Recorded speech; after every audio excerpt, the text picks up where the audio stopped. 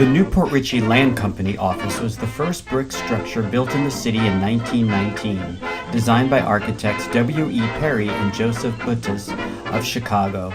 It served as the second business space of city developer George Sims, who relocated from the original frame land office across the street. The handsome structure, featuring palladium windows and a transom, was originally intended as a bank. However, the First State Bank was built 2 years later in the northwest corner of the same intersection. In 1913, George Sims, the father of New Port Richey, purchased the land comprising of most of the downtown area. In 1911, the Aripeka sawmills had sold part of their land to Pete Weeks, a turpentine still operator from Brooksville. Weeks and his business partners intended to colonize and develop the land into a town site.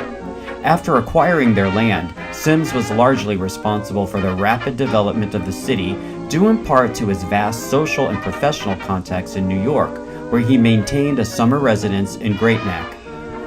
Diebold Safe and Lock Company of Jacksonville manufactured the building's original safe, including hand-painted lettering and adornments. For many years, the building was the office of Michael Lawrence Milbauer, and known as the Sims Building, although a Sims building had been constructed next door in 1922.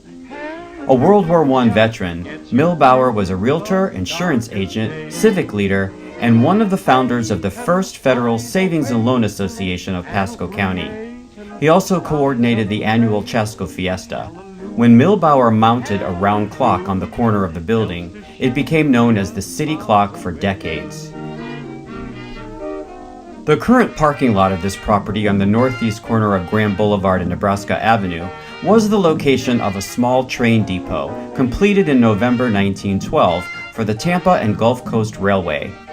Building of the railroad bridge across the Cody River near Lafayette Street delayed the arrival of trains until the summer of 1913, when semi-weekly train service was established. A typical round trip from New Port Richey to Tampa took almost 24 hours, including layovers.